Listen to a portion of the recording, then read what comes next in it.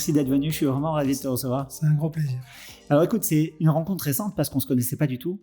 C'est vrai. Ça fait moins d'un an, ça fait quelques mois à peine. On s'est rencontrés de manière complètement impromptue et puis quand j'ai découvert ton parcours, et comme on a pas mal de chemins qui se croisent en ce moment, je me suis dit que ça serait super si tu acceptais cette invitation pour faire un épisode de Dialogue Marchand, donc merci d'être là. C'est un grand plaisir. Parfait. Alors, bon, la tradition, c'est de raconter un peu ton histoire, tu vois, d'où tu viens, ce que tu as fait, où tu as étudié, et puis tes prémices entrepreneuriaux ou le début de ta carrière et ce que tu fais aujourd'hui. Et donc, Sadirac, ça vient d'où ? Sadirac, ça vient à côté de Bordeaux. Alors, ce qui était assez amusant, parce que j'ai jamais vraiment vécu, puisque moi, je suis né au Tchad. Ah, effectivement. Donc, à la Légion. Je suis né dans un camp de la Légion étrangère. Mon père était militaire après avoir fait Polytechnique. Enfin, comme il était militaire, on a voyagé un peu tout le temps. Donc, en réalité, de cette région, je ne connais que les vacances. Qu'est-ce qu'il faisait au Tchad ? Parce que c'est pas quand même une destination... Donc, à l'époque, il y avait la coopération française au Tchad, et mon père faisait partie des militaires qui installaient la force nucléaire française au Tchad à l'époque. Et j'ai été... Tu es né dans les années 60. Je suis né en 68. Ouais, donc on est de la même année. Voilà, tout à fait. Tu es de quel mois ? Je suis du 11 mai. Du 11 mai, je suis du 8 décembre, donc on n'est pas très loin. Donc c'est vraiment pas très loin. Et en fin de compte, j'ai été rapatrié du Tchad quand il y a eu la guerre. Donc il y a eu la guerre avec Hissène Habré, avec les rebelles, et donc ils ont rapatrié toutes les familles. Donc moi, mon enfance jusqu'à 5-6 ans, j'étais au Tchad. Et donc du coup, tu as commencé ta scolarité au Tchad ? Voilà, alors, c'est pas vraiment... Est-ce que c'est vraiment une scolarité ? En fin de compte, ma mère était instite, donc il faut imaginer comment c'est au Tchad, c'est-à-dire que toutes les classes sont dans la même... C'est dans une base militaire, hein. Donc j'ai fait l'école un peu à la maison, mélangée à la maison, et les autres étudiants, enfin les autres jeunes du camp, quoi. Et ça a duré longtemps, l'école à la maison ? Oui, j'ai fait l'école à la maison assez longtemps, jusqu'à à peu près 11 ans, je crois. Et donc, à 11 ans, tu t'es retrouvé scolarisé où et en quelle classe ? En 11 ans, on est rentré en France. Je me suis retrouvé à Toulon, dans la base militaire de Toulon. Ouais. Et là, on m'a scolarisé, je crois que c'était en 6e. À 11 ans ? On m'a fait des tests. Donc, quand on est arrivé d'Afrique, puisque ma mère a arrêté d'être instite, parce que, à vrai dire, j'avais pas vraiment de niveau, je faisais un peu tout, puisque eux, ma mère, elle faisait du lycée, elle faisait de la maternelle au lycée, puisque c'était tous les étudiants, il n'y en avait pas assez pour faire des classes. Donc, moi, je grenouillais un petit peu dans cet environnement-là. Donc, on m'a fait des tests, ils ont décidé de me mettre en 6e. Ça a été un peu difficile, hein, parce que juste pour donner une image, j'arrivais pas à mettre des chaussures. C'est-à-dire que je ne supportais pas les chaussures au Tchad, je marchais pieds nus, donc c'était très compliqué de rester toute la journée. Et puis, je faisais pas vraiment la classe, donc rester toute la journée assis en classe, c'était quelque chose. Du coup, j'avais tendance à sortir de la classe. C'était tout un... Donc, la réadaptation a été un peu compliquée. Surtout que bon, au Tchad, il faisait toujours beau. Même à Toulon, il fait pas toujours beau. Toulon, quand même. Il fait beau, mais pas autant. Pas aussi beau qu'au Tchad. Voilà, c'est pas la même. C'est pas du tout la même vie, quoi. Tu étais où au Tchad ? Dans quelle ville tu étais ? On était à Mongo. Quelle garnison ? Alors, on était à la garnison qui était à côté de Mongo. Donc, c'est un camp en pleine cambrousse. On est une trentaine de kilomètres dans la jungle. Il y a combien d'habitants là-bas ? Mongo, il y a, je sais pas combien d'habitants, mais le camp, c'est un camp à peu près avec 300 personnes. C'est un camp de la Légion, quoi. Ah, mais c'est dingue. Donc, c'est un camp fermé. Surtout que c'était une période où ça castagnait pas mal au Tchad. Donc, c'était un avant-poste de la Légion. Donc, on a été... Moi, j'ai pas de souvenir, mais on a été élitreillés en se faisant tirer dessus quand c'est parti. Donc, mes parents me racontent. Moi, j'en ai aucun souvenir. Mais ça s'est assez mal fini. C'est plus violent qu'au Niger. On s'est fait jeter. Donc, ils ont élitreillé les familles. Donc, ils nous ont rapatriés en France quand c'est parti. Et puis, on s'est retrouvés à Toulon. Donc, tu arrives à Toulon, tu as 11 ans, tu as du mal à mettre des godasses. J'ai du mal à mettre des godasses, je comprends rien à ce qui m'arrive. T'es presque pas acculturé, oui. Presque pas acclimaté. Tu te retrouves en 6e, et là, finalement, ça donne quoi ? Ça donne plutôt bien. Ça donne plutôt bien avec un vrai... moi, j'ai toujours eu un problème d'ennui. C'est-à-dire que parce que comme j'étais pas habitué... C'est la marque généralement des cerveaux créatifs. Oui, et puis moi, je pense que j'étais pas habitué à faire la même chose. C'est-à-dire que je travaillais dans un environnement où c'était vraiment à la carte. C'est-à-dire qu'on faisait les leçons, ma mère, puis j'allais courir, j'allais m'amuser. À l'époque, j'avais une sorte de biche avec qui je courais après, des films. J'ai pas trop de souvenirs de cette époque. Donc c'était du Montessori avant l'heure. C'était vraiment plus que Montessori. On était vraiment dans un environnement très... J'allais faire du cheval. Parce que moi, à l'époque, on faisait tout à cheval. Donc c'était très compliqué de respecter le côté discipline et institutionnel du collège à l'époque. Mais en même temps, j'étais plutôt bon. Donc ça s'est passé plutôt bien. On a continué à pas mal déménager. Mon père a beaucoup bougé. Donc il y a eu des endroits beaucoup plus difficiles. Après, on a été à Rouen, exactement à Sotteville et Rouen. Et là, j'ai été dans une école, entre guillemets, parce qu'à Toulon, c'était dans la base militaire. Donc, c'était quand même encore assez cool. Parce qu'il y avait les courses d'orientation. Vous savez, une base militaire, c'est une petite communauté qui se connaît, qui est assez... j'imagine soudée, solidaire. Oui, et puis très ouvert en réalité. Les gens ont toujours l'impression que les militaires sont pas ouverts, mais c'est très ouvert. En Afrique, on dit qu'il faut tout un village pour élever un enfant. Je sais pas mais si... c'est un peu ça. C'est un peu ça. C'est un peu ça. Je trouve que les bases militaires, les militaires s'occupent beaucoup des enfants. Moi, je me rappelle, tous les week-ends, il y avait des courses d'orientation, des choses comme ça. On s'occupaient vraiment d'une activité. Donc, ce qui veut dire que tu as développé des activités et des aptitudes sportives assez fortes dès le début. Ah oui, j'étais très, très sportif. Et puis aussi, ce côté un petit peu groupe était très fort. On a ce côté très fort dans les militaires. Moi, je me rappelle, quand on était après Toulon, on a été à Souges. Souges, c'est à côté de Bordeaux, dans les Landes. C'est une grosse base militaire. Et j'ai plus de souvenirs de cette zone-là. Je me rappelle pratiquement tous les soirs, on mangeait chez quelqu'un. Ils vivent ensemble. C'est ça. C'est une vie très communautaire. Voilà. Alors que quand on est parti, après, mon père est parti à Rouen. Et on l'a rejoint, à Sotteville-les-Rouen, exactement. Donc, c'est petit. Et là, on n'était plus dans un camp militaire, donc on était à l'extérieur. Et là, c'était un peu... Et du coup, pour ta scolarité, donc finalement, 12 ans, 13 ans, t'es en quelle classe, tu fais quoi? J'ai passé mon bac à 13 ans. Ah, tu as passé ton bac à 13 ans. C'est plutôt jeune, ça. Oui, en plus en semi-candidat libre. Parce que tu as passé un bac littéraire, scientifique? Non, j'ai passé un bac E à l'époque. Ouais. Je sais pas si on se rend compte. Je me souviens très bien. C'est mathématiques et technique. Ouais. Donc, et l'ex-bac Math-LM. Voilà. Donc, c'était un bac assez scientifique. Et j'étais obligé de le passer en bac. Mais alors, attends, comment tu fais? Donc, t'es arrivé, t'avais 11 ans, t'étais en 6e, tu passes ton bac à 13 ans, donc oui, ils t'ont fait sauter 4 classes? Ouais, ils m'ont fait sauter 4 classes. Et en fin de compte, j'étais obligé de le passer en candidat libre, parce que le collège, le lycée voulait pas me présenter. Donc, on a présenté le bac, parce que j'en avais marre, donc j'allais plus au... Enfin, bon. En plus, j'ai eu l'avantage d'avoir des parents qui me soutenaient pas mal. C'est ça. Et donc ton père est X, ta mère est institutrice, c'était quand même dans un environnement où il y a de la connaissance, de la culture et de l'enseignement. Bon, mais ils m'ont soutenu et on a présenté le bac en candidat libre, je l'ai eu. C'est marrant parce que tu dis on, et on a vraiment l'impression que c'est tous ensemble, alors que c'est toi qui l'as passé. C'était tous ensemble. Enfin, c'était un projet. Enfin, j'ai été soutenu. J'étais pas en train de me battre. Et donc, tu as ton bac? J'ai mon bac. Tu l'as correctement? Tu l'as très bien? J'ai une mention très bien, je pense. Ah ouais, donc en plus, ça se passe assez bien. Et je suis pris en Henri IV. Ouais, en prépa. En prépa, ouais. En SPM prime. Ouais. En SPM prime. Et donc, du coup, on bouge à Paris. Il se trouve que mon père a été affecté à Paris en même temps. Donc on se retrouve à Paris. Là aussi, mais j'imagine qu'avec un père X, il avait l'ambition que tu fasses X ou normal. Non, mais mon père, c'était depuis toujours assez clair que je finirais à l'X ou en tout cas quelque chose comme ça. Ouais. C'est ça. C'était l'X ou normal. Ouais, c'est vraiment central à la rigueur si ça se passait très mal. Mais alors du coup, comme tu as fait vachement de sport, t'es resté très sportif? Alors, je suis resté très sportif jusqu'à que je parte aux États-Unis. T'avais quel âge? Quand je suis parti aux États-Unis, j'avais 16 ans. Et t'es parti dans quel contexte? En fin de compte, je suis parti pour les Jeux Olympiques. Dans quelle discipline? Alors, pas pour moi, hein, je ne faisais pas les Jeux Olympiques, mais en fin de compte, je joue au rugby. Ouais. J'étais surclassé en junior. Ouais. Et on a gagné le championnat de France avec le Racine. Donc, tu étais semi-pro. Enfin, junior, tu aurais pu être pro si tu avais déjà, il n'y avait pas de pro à l'époque. Ouais. Donc, le rugby n'était pas un sport professionnel à l'époque. C'est vrai, autant pour moi. Et on était un peu la dernière roue du carrosse. Mais c'est vrai que j'étais en face de moi, je te regarde, t'as le gabarit, t'as le look, t'as la barbe, on sent vraiment que... Ah, et puis bon, c'est vrai que j'ai pas tellement vécu dans le Bordelais, mais dans ma famille, on regarde le rugby. En ce moment, pas trop le foot, mais le rugby, oui. Donc tu suis au quotidien ce qui se passe? Pas trop là, parce que j'étais très occupé en ce moment, mais souvent, oui, en général. En tout cas, dans ma famille, notamment, donc une partie de mes grands-parents sont du côté de Brive. Ah ouais, donc j'imagine. Et quand il y avait match, j'ai pas mal passé quand il y a les matchs, il n'y a plus personne dans les rues. C'est ça. Tout le monde fait. Et alors, du coup, tu es aux États-Unis, dans le cadre des Jeux Olympiques. Ouais, donc je suis allé aux Jeux Olympiques en tant que porteur de sac, organisé par le Racine. Et là, j'ai été chez un ami de mon père qui était prof à UCLA. Et en gros, il me dit pourquoi tu rentres en France? Tu veux faire de la physique? Parce que moi, ce qu'il faut comprendre, c'est que quand j'y réfléchis maintenant, c'est un peu bizarre. Mais quand j'étais jeune, j'ai toujours pensé que je serais astrophysicien.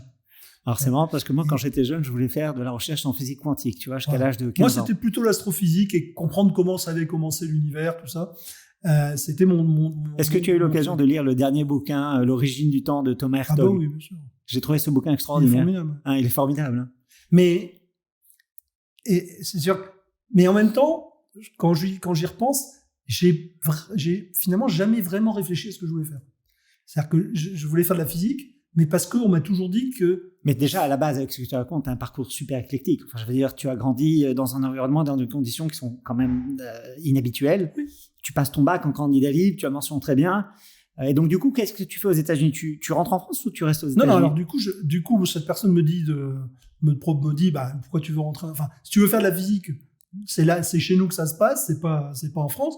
Il me dit, il y a une session de SAT qui va avoir lieu, je peux t'avoir une place.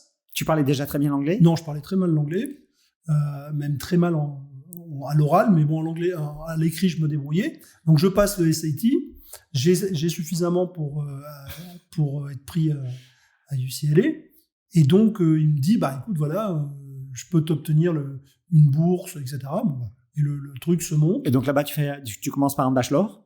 Je commence par un bachelor. Alors, aux États-Unis, il y a un truc qui est formidable, c'est qu'il n'y a pas de chronologie. On peut passer les examens quand on veut. Donc du coup, j'ai commencé par faire plein d'examens, notamment sur la partie mathématique. Moi, j'étais très, j'ai eu la chance parce que mon père était très branché mathématiques. J'ai fait depuis tout petit des olympiades mathématiques. C'est-à-dire que pour moi, les mathématiques, ça a toujours été un jeu. Alors c'est marrant parce que cette année, j'ai été invité à remettre les prix aux olympiades de mathématiques dans l'ancien bâtiment de l'école. C'est malheureusement quelque chose qui est assez peu valorisé en France.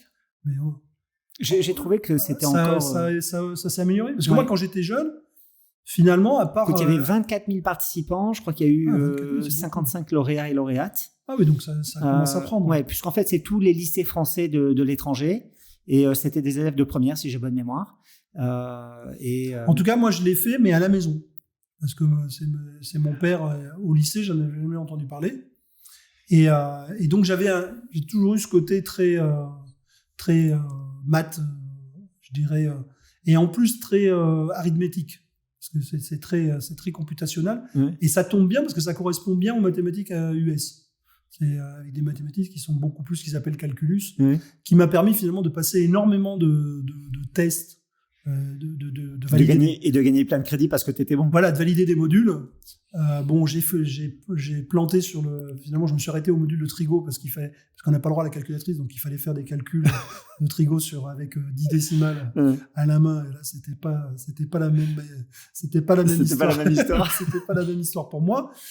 Donc ça s'est arrêté là, mais du coup, j'ai quand même globalement fait l'équivalent des 3 ans en un an et demi. Incroyable. Donc là aussi, tu accélères énormément. Ensuite, tu fais un master. Voilà, je fais un master. Dans quel domaine? Ouais.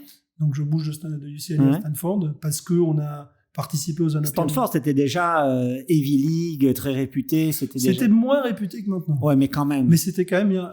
C'était les mêmes ordres que UCLA. Ouais. À l'époque, UCLA... MIT, t'as pas été... Non. C'était côte ouest. Ouais, tu voulais rester côte est et tu voulais rester côte ouest. Surtout, c'est pas tellement que j'ai fait volontairement, c'est que c'est des opportunités qui se sont présentées. Parce que j'ai fait partie de l'équipe de mathématiques de UCLA. Et en plus, là, c'est pareil, j'ai eu beaucoup de chance. En fin de compte, il y a un jour, ils avaient une équipe de mathématiques, il y a un mec qui était malade, et mon prof de physique me dit, écoute, on est emmerdé. Viens. Voilà, est-ce que tu peux prendre la relève? Parce que mon problème, c'est que mon niveau d'anglais était quand même un peu léger, ça va vite. J'ai vu comment ça se passe, les Olympiades mathématiques. Faut vraiment percuter très vite. Donc, j'étais pas légitime. Mais bon, j'y suis allé, et ça s'est super bien passé. En plus, il se trouve que l'équipe avec qui de mathématiques, c'était des gens que je connaissais. Moi, j'étais plutôt en physique, j'étais dans ce qu'ils appellent AP physique, c'est la physique avancée. Et voilà, on a collé, on a pas mal performé, et du coup, on s'est fait repérer. Là, il y a des gens. Ouais, donc ils ont détecté un talent. Voilà, il y a des espèces exactement, des espèces de détecteurs de talent des universités. Ils t'ont scouté, ouais. Ils viennent te voir en disant, ça te dirait pas. Et t'as été drafté. Voilà, ça te dirait pas d'aller à Stanford. Donc, du coup, ils m'ont fait une bourse chez JetLab. Et là, t'avais quoi, 17 ans, 18 ans? Voilà, j'avais 18 ans. Et donc, 18 ans, t'arrives à Stanford, tu fais ton master. Dans quel domaine? Tu fais de la physique? Non, physique quantique. Physique quantique. Physique, ce qu'ils appellent particules élémentaires à l'époque. Mais bon, c'est les prémices de la physique quantique. Alors qu'à l'époque, c'était amusant parce que tout le monde n'était pas d'accord. Aujourd'hui, ils utilisent le terme de physique de la matière condensée. Ça a été la physique des solides. Mais C'est-à-dire que maintenant, plus personne ne remet en question la quantique. Il n'y a plus de discussion. Mais à l'époque, les gens étaient vraiment pas d'accord. Il y a des gens qui disaient c'est n'importe quoi. Donc c'était assez amusant. Donc c'était presque contemporain de Feynman, hein, parce que. Ah bah oui, c'est la période. Hein. C'est la période. Tu l'as croisé ? Non, je l'ai pas croisé. Il y avait à Stanford, il y avait 2 mecs qui ont un prix Nobel. Je ne sais pas me rappeler qui c'était. Il y avait 2 prix Nobel. Mais alors du coup, mais du coup, t'as quel âge quand t'as ton master ? Mais je l'ai pas à mon master, si j'ai fini mon master, j'ai mon master à 18 ans, 19 ans. Et après, qu'est-ce que tu fais, une thèse ? Non, alors je suis parti dans l'idée de faire une thèse, et c'est là que j'ai en fin de compte rencontré l'informatique. D'accord. J'ai rencontré l'informatique un peu par hasard, parce que à Stanford ? Oui, à Stanford. Alors on était on avait un labo de JetLab, et en fin de compte, juste pour voir, les gens se rendent pas forcément compte de ce que fait un physicien à l'époque. Un physicien à l'époque, ça fait énormément de temps à la bibliothèque. Parce qu'on cherche des expériences de référence, il y a beaucoup de travail documentaire, et à l'époque, un logiciel qui tournait sur Lisa, je ne sais pas si tu vois ce que c'est, Lisa, je vois très bien. De vieux Mac carré, tout truc, un logiciel, il nous livre un logiciel qui globalement fait ce qu'on faisait en 2 semaines, en 5 minutes. D'accord, c'est l'ancêtre de la GED, c'est... Ça s'appelait Librarian, c'est l'ancêtre d'un Google Search, quoi. D'accord. Qui globalement avait, donc les universités avaient ont commencé à digitaliser les leur thèses. Corpus. Alors les 2 tiers des thèses n'étaient pas digitalisées, mais ils digitalisaient les abstracts. Et en gros, ils te faisaient une recherche full text. Ouais, mais basique, hein, c'était que des mots clés, pas de pondération. Enfin, c'est pas les algos ultra perfectionnés d'aujourd'hui. Mais n'empêche que sincèrement, ça te faisait gagner. Et donc là, tu découvres le computer science. Voilà. Mais alors, ce qui s'est passé, c'est qu'on utilisait ce logiciel, mais moi, je le découvre comme utilisateur. Ouais. Le problème, c'est qu'il buguait tout le temps. Ouais. Cette saloperie tombait en panne, en permanence. Et ça vient chatouiller ton esprit d'ingénieur, de hacker. Et puis surtout, ça m'énervait. T'avais le truc qui te sortait, puis ça s'arrêtait. T'avais travaillé déjà dessus pendant 3 jours. T'étais super frustré. C'est irritant. C'était en Fortran à l'époque. Donc on pouvait voir le code. Ouais. Et alors c'est amusant parce que j'avais trouvé comment corriger le problème, mais je pouvais pas le sauvegarder. Okay. Parce qu'il y avait un problème de sécurité. D'accord. Donc j'avais été voir le département informatique, ils m'avaient envoyé chier en me disant oui, on va s'en occuper, puis ils le faisaient jamais. Et puis je me suis mis à hacker le truc. Donc j'avais pas les droits, je les ai pris grâce à des mecs qui traînaient à côté du laboratoire d'info qui m'ont expliqué tu peux faire comme ça. Donc j'ai essayé les trucs, mais attention, on ne le dit pas parce que parce qu'à l'époque c'était les prémices, ils avaient les serveurs Unix, tout ça, c'était faut bien comprendre que à l'époque il y a pas Google, donc tout c'est des bruits de couloir. Mais en fait, le computer science et le permission based, ça marche pas très bien ensemble. Ça va pas très bien. Voilà, non, mais il y en a quand même qui respectent. Ouais. Mais surtout, ce que les moi, gens... je suis un grand fan du Web3, des blockchains. Et le côté permissionless il n'y avait pas de système de blockchain du tout. Il y avait un administrateur système à l'époque qui avait tous les droits. Et en gros, tu avais une armée de gens autour de lui. Tu pouvais pas déjà lui parler à lui, c'était pas possible. Et tu parlais à un mec qui disait je vais le dire. Donc tu hackes le système. Voilà, tu prends les droits d'administrateur, tes sudo. Je prends les droits, voilà. Et je sauvegarde mon truc, donc je fais mes trucs de physique. Et puis finalement, je m'aperçois que je sais plus. Alors bien sûr, ils réagissent. Donc mes trucs, tu vois, les trucs qui marchent. 2-3 jours après, ça marche plus. Donc il faut que je trouve comment il faut pour remettre à jour les sauvegardes. Enfin, donc voilà, je m'amuse. Ça. Et puis rapidement, j'ai beaucoup plus de fun à faire ça. T'as trouvé un vrai bon jouet. Voilà. Et en même temps, la physique devenait un peu barbante. C'est-à-dire que les gens se rendent pas trop compte, c'est que quand tu étudies la physique, c'est super marrant. Parce qu'en gros, tu te tapes 200, 300 ans d'histoire tous les ans, quoi. Donc, tu as le film en accéléré. Et puis quand tu arrives au bout, d'un seul coup, il n'y a plus grand-chose.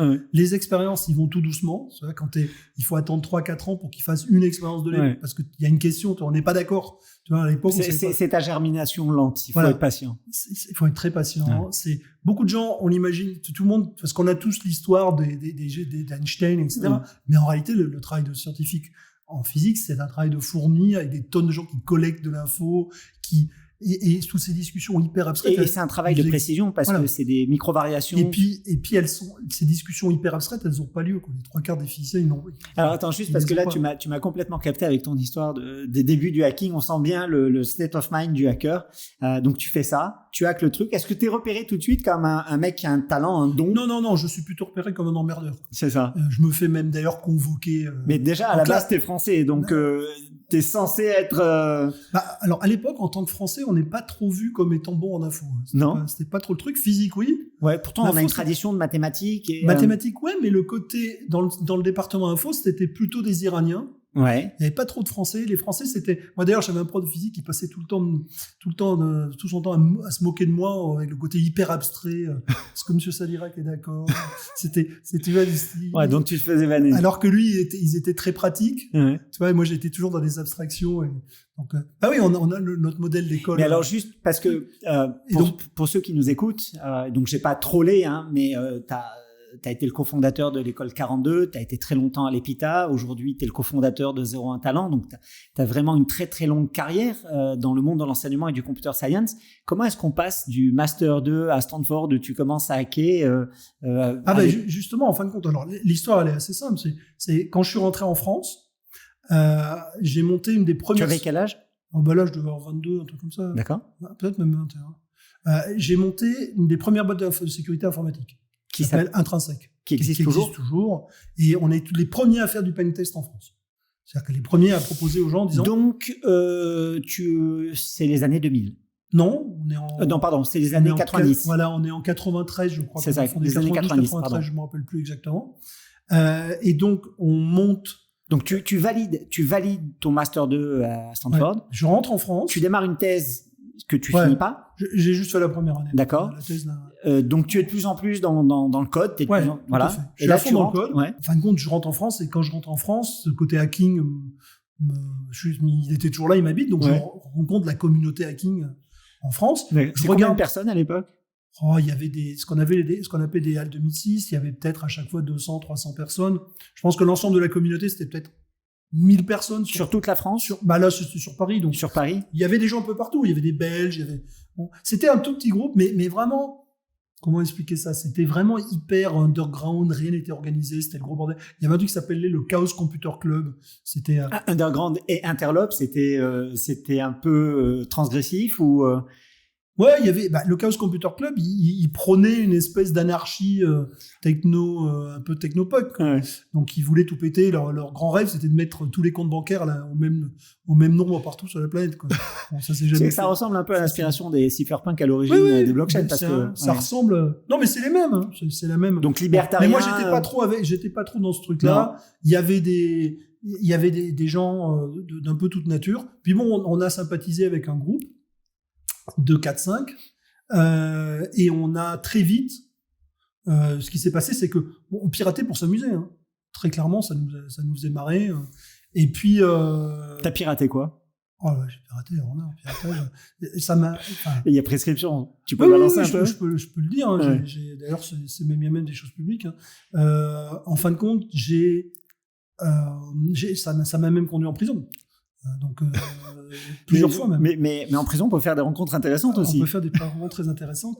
Mais j'ai piraté, par exemple, j'ai changé la Joconde en Tabata Cash sur le site de la Joconde. J'ai fermé une centrale nucléaire. C'est-à-dire que j'ai changé tous les badges. Ah, et ça, par contre, c'est un peu touchy. Une centrale nucléaire. En France. J'ai déplacé des sous-marins. Qu'est-ce qu'on a donc fait? c'était Wargames. On a fait l'ONERA. En fin de compte, ce qui s'est passé, c'est que nous, on piratait en s'amusant. Et puis un jour, on a été contacté par Kappa. Oui. Tu vois ce que c'est? Non. Kappa, c'est une agence de production qui travaillait pour Canal+, très bien, pour Michel Film. Ouais. Et on s'est fait un peu, on va dire manipuler. Oui. On avait des journalistes qui ont dit ouais, vous vous rendez pas compte, les gens sont pas au courant, c'est hyper important, donc il faut que les gens sachent. Et donc, on a fait une série d'émissions. Où on a fait ces trucs-là. On a par exemple vidé des distributeurs automatiques de billets. on a été ramené un sac entier de billets à une banque. Donc en fait, c'était du hacking éthique à visée pédagogique, mais quand même vous l'avez fait, vous vous êtes fait spotter parce que là vous avez identifié. Vous êtes à la télé, il y a un nom, il y a. En plus, c'est amusant parce c'est-à-dire que ils se sont fait choper par la police, ils ont filé notre nom au bout d'une heure. Quoi. C'est ça. Ça a été direct. En 1 heure, les mecs, ils ont donné... de la production? Ouais, les mecs. Donc ils vous ont donné direct. Ouais, direct. Ils n'ont pas protégé leurs sources du tout. Quand tu regardes les trucs des PV, c'est 1h30, au bout d'1h30, il y a tout non. Et donc là, donc tu te retrouves en garde à vue, tu te retrouves... Ils sont venus nous chercher à 6h du matin, on se retrouve avec les menottes, au Newf. Et donc là, t'as quoi, 23 ans? Ouais. On est je crois qu'il y a une information publique, mais c'est là où tu fais la rencontre de Xavier, je crois. Non, c'est pas là, alors. En fin de compte, ça, c'est après. J'avais rencontré Xavier avant. En fin de compte, ils ont fait... en fin de compte, il n'y avait pas de loi pour le piratage. Oui, à l'époque, c'était pas interdit. Terra incognita. Et ils ont fait une loi qui s'appelle la loi sur les SADT, le système de traitement automatique de données. Ils ont décrété la loi et là ils ont fait une rafle. Ils ont arrêté tout le monde. Ouais. Tous les mecs étaient un peu connus. Je pense que c'était un peu pour siffler à la fin de la récré, dire les gars, vous savez, il y a un shérif.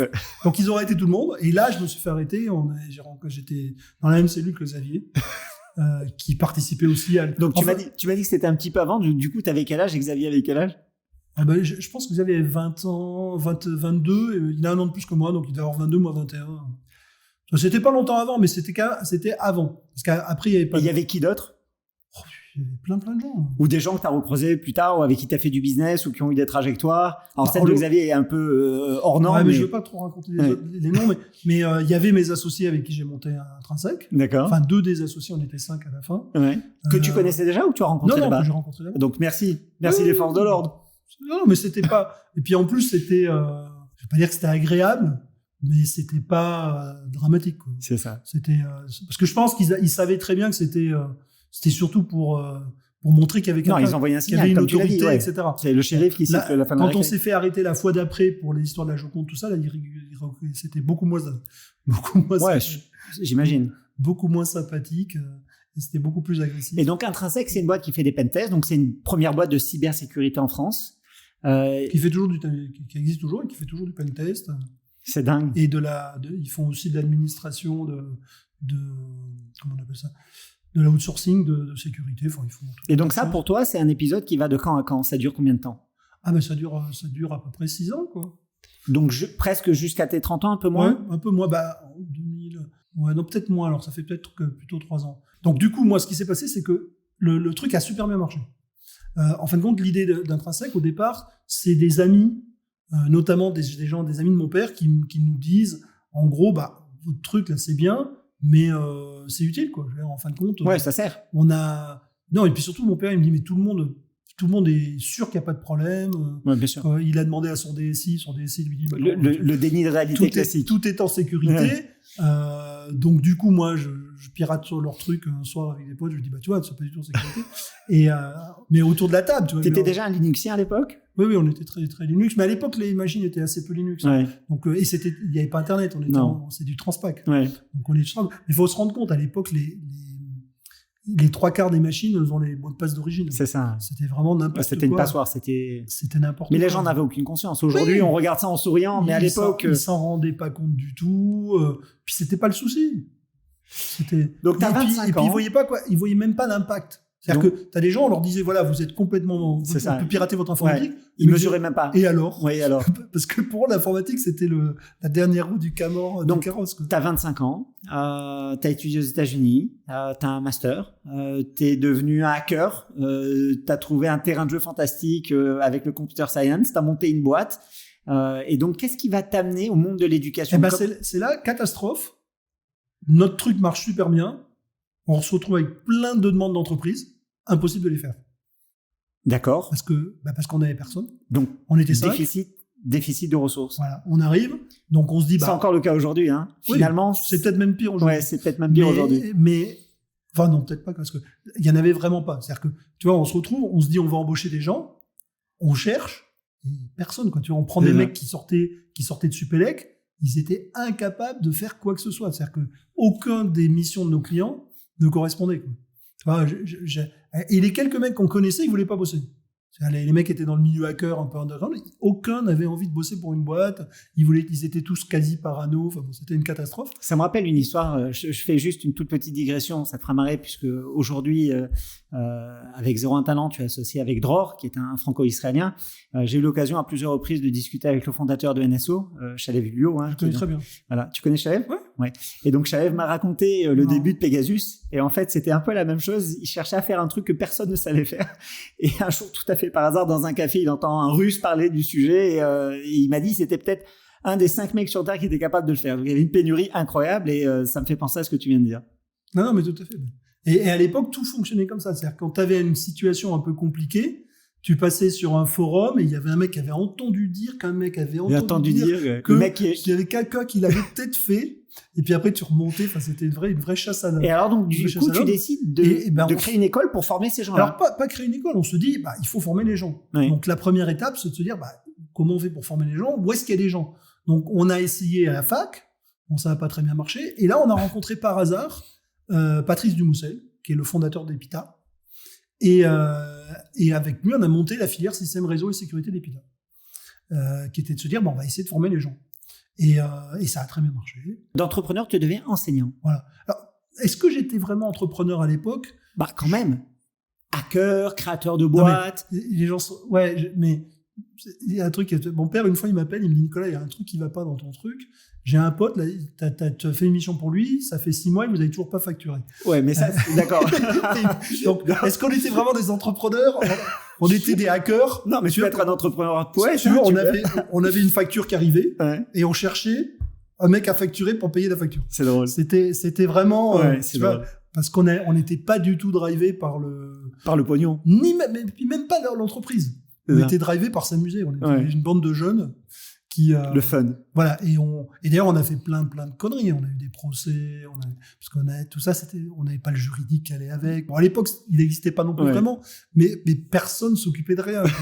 Les mecs, on avait rencontré une boîte, on disait, ouais, on va vous pirater. Ouais, pas de problème. On disait, c'est 300 000 si on rentre, 0 si on rentre pas. Pas de papier, rien. Et tu rentres. On rentrait la plupart du temps. C'est dingue. Mais surtout, tu vois, bon, après, on a appris, mais on a accédé à des données privées qu'on n'avait pas le droit. Enfin, mais à l'époque, c'était pas clair non plus qu'on avait le droit ou pas. Donc, on a eu des procès. Il y a des mecs qui ont perdu leur emploi à cause de nous, qui nous ont attaqués. Enfin, bon, ça a été une zizanie. Bon, modulo, la question de pognon, de facture et d'encaissement, t'as quand même entrepris. Tu t'es quand même lancé. Oui, et puis j'ai monté d'autres boîtes aussi. J'ai monté une boîte qui s'appelait X4U, qui était une sorte de Word sous Unix, qui a marché très bien. Et voilà, bon, j'avais un côté emploi, mais bon, j'ai jamais eu le côté gestion, etc. Bon, heureusement, dans les associés, il y en a qui ont... Mais je connais plein d'entrepreneurs que la gestion saoule considérablement. Donc. Mais bon, et donc du coup, moi, ce qui s'est passé, c'est que je me suis trouvé dans une situation où le matin, j'avais le choix entre aller travailler à la boîte ou aller à l'école, qui est à l'Epita à l'époque. Et en l'occurrence, bon, j'ai préféré aller à l'Epita. C'est ça. Mais pourquoi ? Parce que le contact avec les étudiants, l'esprit j'ai pris dans un campus. J'ai pris goût à ce côté. Ça t'a rappelé un peu l'armée ? Ça t'a rappelé un peu la base ou pas ? Ouais, il y avait. En plus, on avait fait un truc que peu de gens peuvent comprendre, qu'on appelle le bocal, qui était quasi une famille. Quoi. C'est ça. Qui faisait tourner beaucoup de choses de l'école. On faisait même le carrelage, on a monté des ça ressemble un peu à un kibbutz, ce que tu me décris. Non, mais il y avait vraiment ça. On faisait à manger collectivement. On était une équipe d'une vingtaine. Au début, ça a commencé avec une dizaine, puis c'est monté jusqu'à une trentaine quand c'était à Epitech. Et on mangeait ensemble, on faisait les courses ensemble, on allait acheter. C'est une tribu. C'était un petit kibbutz tribu qui était un mode de vie. Écoute, depuis 5 ans, j'enseigne à Dauphine. À 2 endroits, je suis visiting teacher et je fais ça pro bono dans un master et dans un certificat. Et honnêtement, je dois te dire, le contact et la situation d'être dans un transfert de connaissances et dans une université, c'est génial. Personnellement, ça me nourrit énormément. J'ai vraiment pris beaucoup de plaisir. Et c'est vrai que... Et puis bon, en même temps, je continue à pirater la nuit avec des étudiants à l'école. L'histoire de la Joconde, c'est là que ça s'est fait. Enfin, il y a eu cette espèce de truc. Et on a je dirais par la force des choses, été obligé de mettre en place cette pédagogie qu'on a mis en place, qui est alors au début. Donc la pédagogie, c'est la piscine, c'est les formations de pair à pair, mais ça c'est vraiment le résultat, quoi. Au début, moi j'arrive, tu vois, sortie de prépa, sortie de machin. La voie logique, c'est de faire des cours, quoi. Et ça marche pas du tout, quoi. C'est-à-dire que tu peux pas apprendre aux gens à pirater en faisant des cours, quoi. C'est un état d'esprit, en fait. C'est une langue, c'est une culture. La seule façon, c'est de monter sur des cas réels, mettre en situation de challenge. Et donc, on a créé toute une sorte de jeu autour de ça. Donc, tu l'as gamifié. Voilà, on a gamifié le truc parce qu'il n'y a que ça qui marchait. Et petit à petit, on s'est aperçu que finalement, ce qu'on pensait au début qui était propre à la cyber, on s'est aperçu que ça marchait bien pour tout le reste. Et petit à petit, on a grignoté du terrain sur le reste. Alors, donc, en fait, tu as découvert un pattern, tu as découvert une aptitude. Tu as pu sélectionner des candidats autrement que sur des connaissances théoriques pures. À l'époque, on sélectionnait pas parce que les étudiants, ils étaient déjà là. Donc ils avaient été sélectionnés essentiellement sur leurs données du bac. D'accord. Donc c'était du tout venant, mais plutôt scientifique. Plutôt scientifique. Et la méthodologie, elle a marché pour tout le monde. Il y avait peut-être quelques mecs qui étaient réfractaires, voire même certains qui étaient juste feignants, quand ils se plaignaient parce que c'est plus dur pour les étudiants. C'est plus marrant. Mais il y a un côté où c'est plus c'est plus tranchant. C'est que ça marche ou ça marche pas. Exactement. L'autre, t'apprends, tu récites ton truc, c'est plus sécurisant. C'est ça. Il y a un coup près. Bah oui, surtout quand à un moment on faisait des sortes de challenges qui étaient des captures de flag, c'était le premier qui gagne. Ouais. Donc du coup, t'as un jeu qui est un jeu où il y en a qu'un qui gagne, du coup tu sais pas où, enfin, t'es jamais sûr de gagner, quoi. Ouais. Alors que le cours traditionnel, c'est pépère, quoi. La différence entre un concours et un examen. Ouais, puis c'est pépère, t'apprends ton truc, tu fais à peu près ce qu'on te dit, normalement ça se passe bien, quoi. Et donc là, comment ça se passe? Donc, tu passes combien de temps à l'EPITA? Ah bah là, tu veux dire quoi, de mon temps dans la semaine? Non, en tout. C'est combien d'années, ce parcours? Tu as formé combien est-ce que c'est une génération de spécialistes de la cybersécurité? Est-ce que c'est des centaines, des milliers? Il y a combien de personnes qui sont passées par cette filière? Sur l'EPITA, je pense qu'on est autour de 4-5 000. C'est beaucoup. Qui ont été passés, parce qu'à un moment, j'ai continué à me gérer la filière sécurité d'EPITA tout en montant Epitech. Parce que ce qui s'est passé, c'est que... Epitech, si tu peux me dire. J'explique un peu en fin de compte. Epita, au début, c'était monté par Patrice Dumoussin. Ouais. Ça a déposé le bilan. D'accord. Parce qu'il avait monté un truc qui s'appelait Paris Campus, qui était devenu énorme. Et il faisait... en fin de compte, il était à l'époque où c'était financé par l'État. Et puis d'un seul coup, ils ont été financés. D'accord. Donc le truc s'est écroulé. Et ça a été racheté par un groupe qui s'appelait Ionis. Enfin, ça appartient toujours à Ionis. Qui est, à l'époque, je crois qu'ils sont plus le premier, mais ils devaient être le premier ou deuxième groupe d'écoles privées en France. Et ces gens-là décident que Epita doit être école d'ingénieur. Donc à l'époque, Epita, c'est pas du tout une école d'ingénieur. Ça forme des super bons informaticiens, mais ça s'en fiche. Enfin, il y a quand même une reconnaissance par l'État, mais pas d'ingénieur. Et il y a les mecs de la commission d'études d'ingénieurs qui arrivent et qui nous disent, bah là, ce que vous faites, c'est n'importe quoi. Enfin, ils disent, faut revenir à des trucs standards, mettez-moi des examens. Parce que en plus, là, on notait tout le monde par projet. Donc, il n'y avait pas de notes individuelles. C'était des notes collectives. Donc vous étiez entièrement en déraille. Voilà. Vu l'éducation. C'était pas 100%, parce qu'il y avait quand même des cours normaux à Epita. Mais la partie cyber et programmation était faite toute comme ça. Et donc, ils nous ont dit, bon, non, ça va pas. On veut bien que vous mettiez 10-15% de projet, mais là, on était à 60-70, quoi. Et donc, à ce moment-là, et en plus, à l'époque, Intrinsèque se développait pas mal. Et du coup, il y a eu une sorte de discussion, enfin, je ne sais même pas si on peut appeler ça une discussion, mais il y a eu un choix de dire, bah, on va suivre les recommandations de la CTI pour devenir école d'ingénieur. Et du coup, je me suis vu dans une situation où on virait des étudiants qui étaient super bons parce qu'ils n'avaient pas des bonnes notes en maths, par exemple. Et j'avais même à l'époque un garçon qui était vraiment... Donc, c'était pas le bon filtre. Oui, et puis surtout, ça m'a touché assez personnellement parce que donc moi, je prenais les garçons au bocal. Donc, cette espèce de kibbutz-là, c'était des étudiants qu'on prenait et il y avait un système de renouvellement.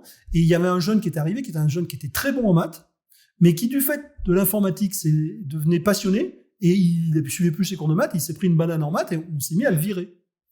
Et c'était, de mon point de vue, certainement un des meilleurs étudiants qu'on avait dans l'école. Et là, je me suis dit, c'est pas possible, on fait n'importe quoi.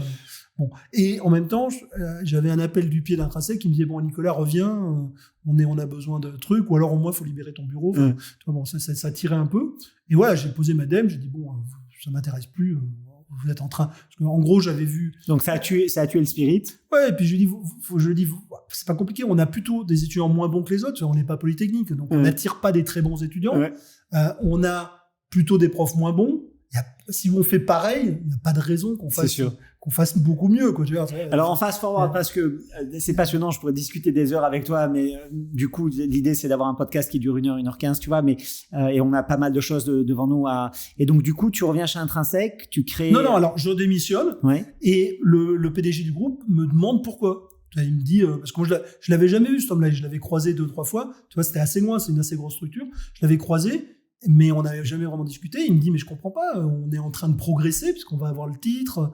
Et là, je lui explique, je lui dis, non, on ne progresse pas, là, on va se conformiser. Donc, effectivement, on va avoir des labels, mais on va baisser notre niveau. Il me dit, ah bon, machin, il me dit, mais alors, il faudrait faire quoi? Et j'explique ce que je pense, et il me dit, bah, pourquoi on le fait pas? Et c'est là qu'on a créé Epitech. C'est-à-dire qu'il m'a dit. Donc, tu as cofondé Epitech. Voilà. Il me dit, bah, qu'est-ce qu'il faudrait faire dans l'idéal? Pour ça. Et voilà. Il me dit, bah, allons-y. Et on lance Epitech. Donc, on démarre la première année, on a 60 étudiants, tu vois, on part de zéro, et puis voilà, c'est monté quand je suis parti. Alors, il faut que je te dise, depuis 2 ans, j'accompagne une école qui forme des ingénieurs en cybersécurité qui s'appelle Oteria. Et donc encore aujourd'hui, il y a une demande énorme qui n'est pas servie parce que c'est des sujets qui sont devenus hyper centraux.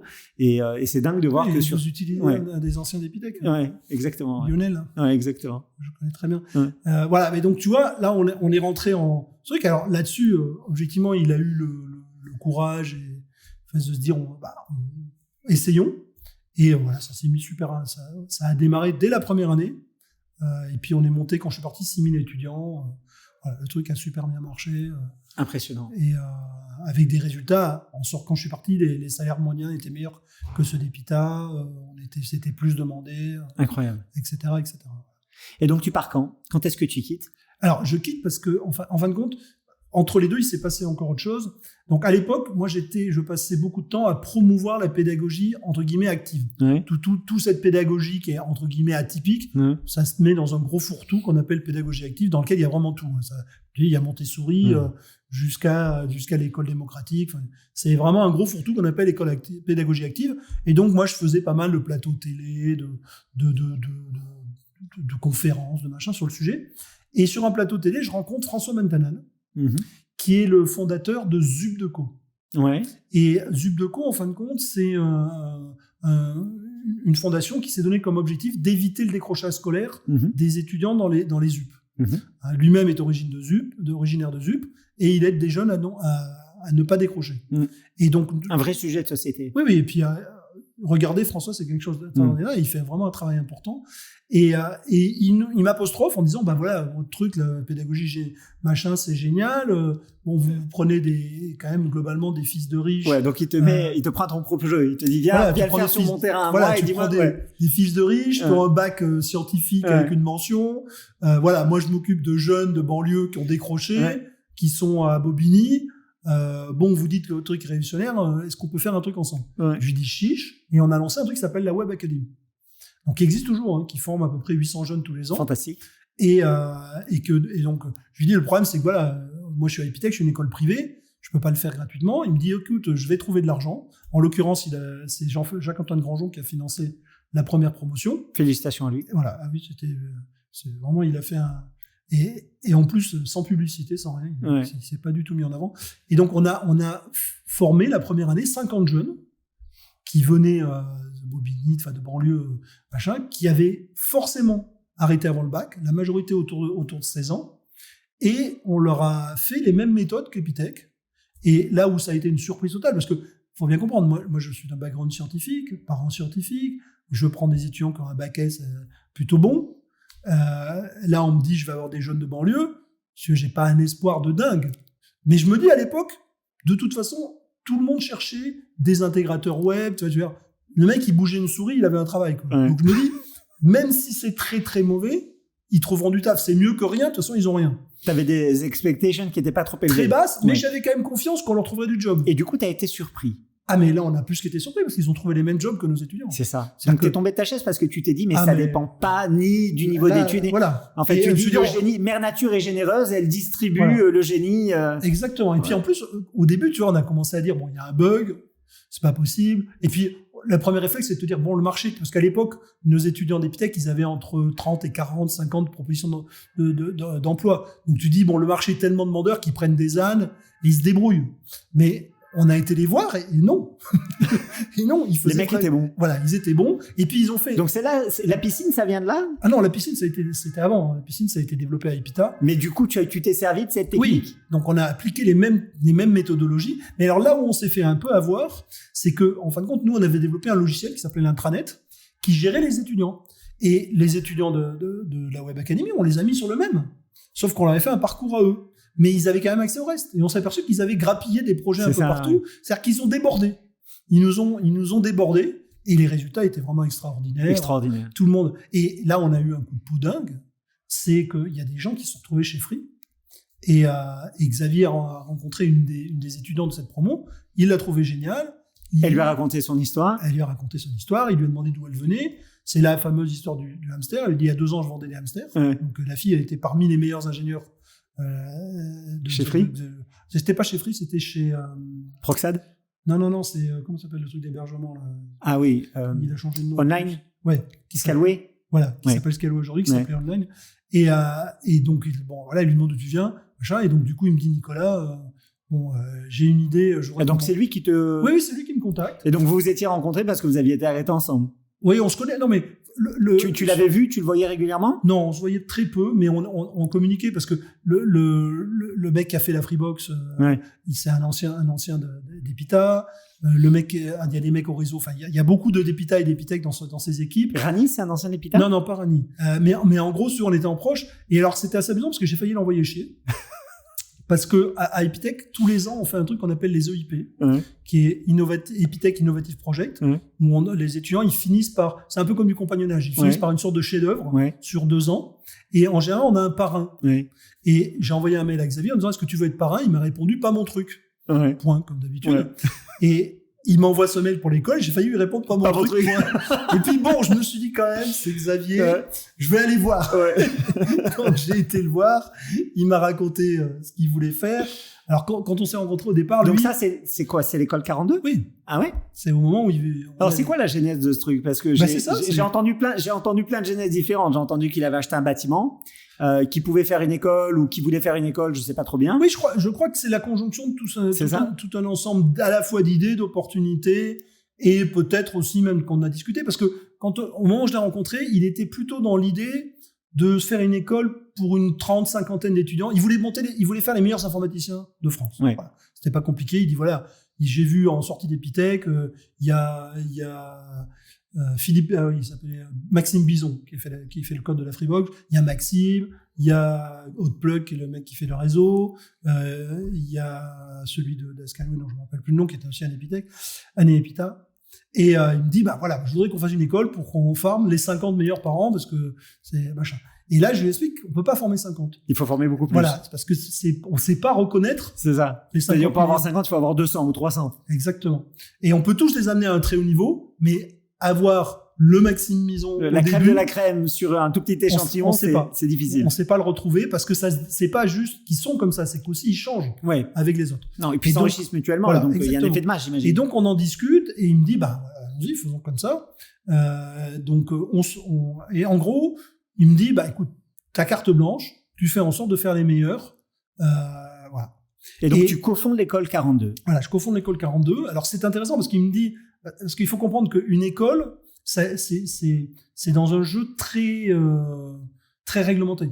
C'est-à-dire qu'une école comme Epitech qui délivre un diplôme d'État, elle est très réglementée. Oui, bien sûr. Elle est très réglementée en termes de comment ça fonctionne, etc. Et alors là, je vais être un peu long parce que c'est un peu compliqué, mais en gros, quand j'ai commencé sur Epita, on a lancé de la pratique. Tu vois, je te dis, on a fait des challenges. Mais tu as un problème très vite quand tu fais des challenges, tes profs peuvent pas suivre. Parce D'accord. que les étudiants sont meilleurs que les profs. Ouais. Pour plein de raisons. D'abord parce qu'un bon informaticien, il fait pas prof. Ouais. Il va faire de l'informatique, c'est moins marrant d'être prof et c'est beaucoup moins payé. Donc c'est compliqué de trouver un bon prof. Et puis en plus, ça change tout le temps, donc c'est assez compliqué. Donc rapidement, tes étudiants, ils sont plus efficaces que tes profs et c'est très compliqué pour que les De profs... les encadrer. Voilà. de- Donc très vite, ce qu'on a essayé de faire, c'est qu'on s'est dit, bah, on va faire avec des pros. On va faire avec des mecs des boîtes. On avait tout un écosystème de start-up autour qui se plaignaient du niveau des étudiants, qui disaient, nous, on a besoin de telle Ouais, techno. donc tu les as impliqués. On a dit, les gars, Venez, vous voulez mettez faire la main à la pâte. viendez, quoi. Ouais. Alors, ça marchouille parce qu'en réalité, ce qui se passe, c'est que les pros, ils sont très heureux de faire ça, mais un peu. Ouais. C'est-à-dire que quand tu te retrouves à faire un projet avec un groupe de 5 étudiants, c'est sympa. Ouais. Quand tu te retrouves à faire 20 fois le même projet, Ouais. c'est moins sympa. Et quand tu te retrouves à faire 20 fois tous les ans le même Bah, projet, ça devient une contrainte. ça devient une contrainte. Ton temps est beaucoup plus Ouais. cher.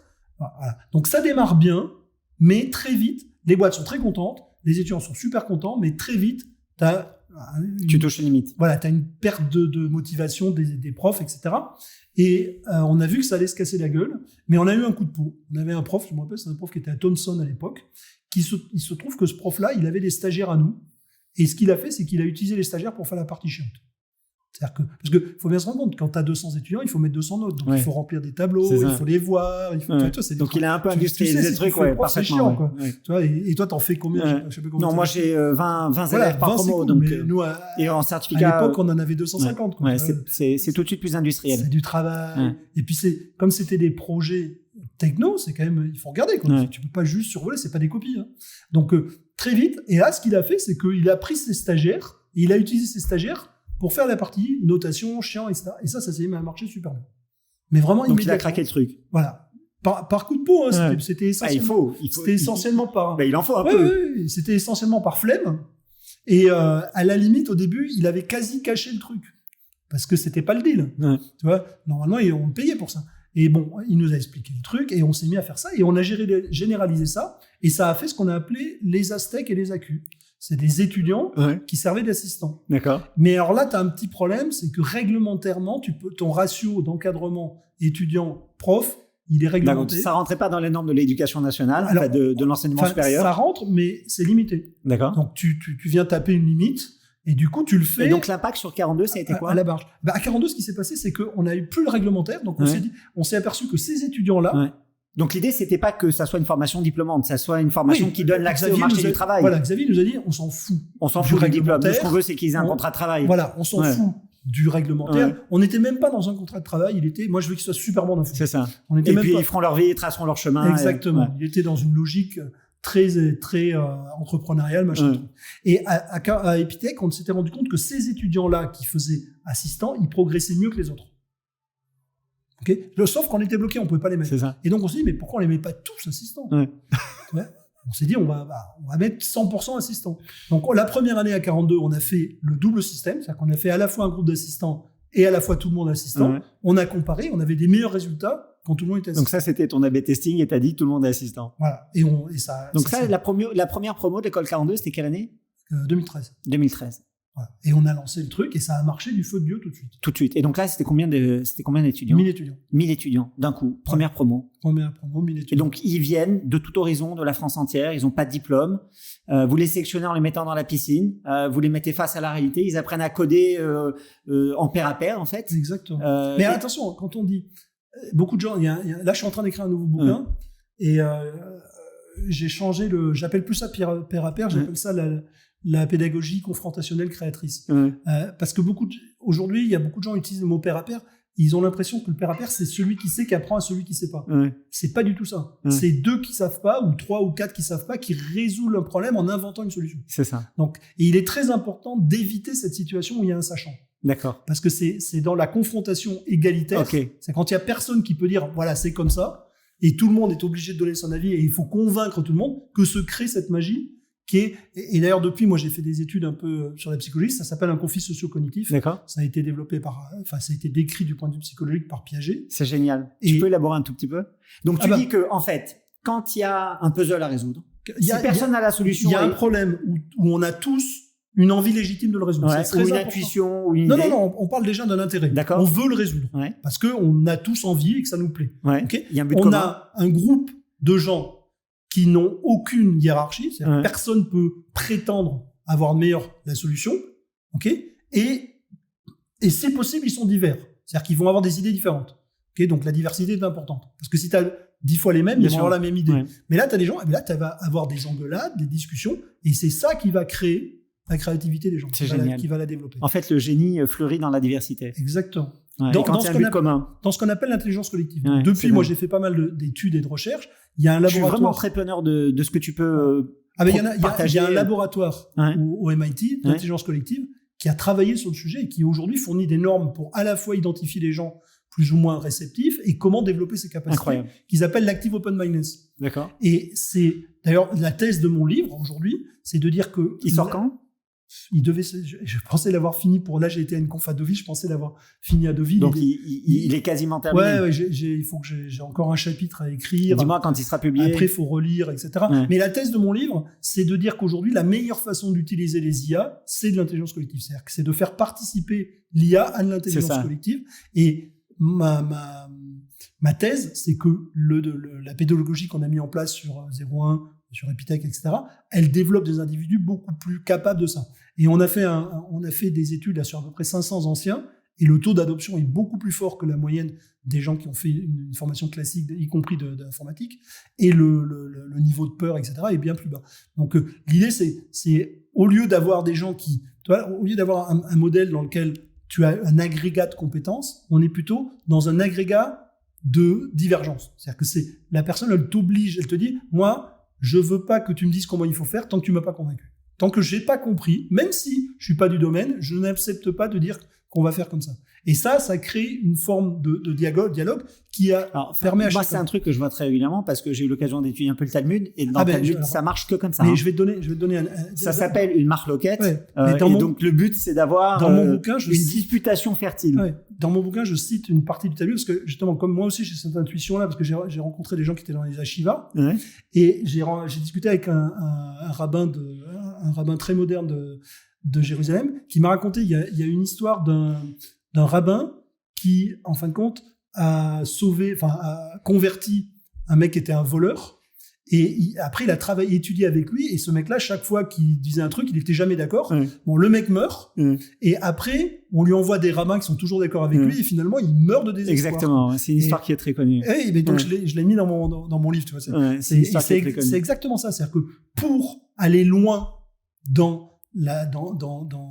un processus complexe, on a besoin de contradictions et de diversité. Exactement. Les bénis oui, ça sert à rien. Au contraire, c'est dangereux parce que ça t'enferme dans ton environnement.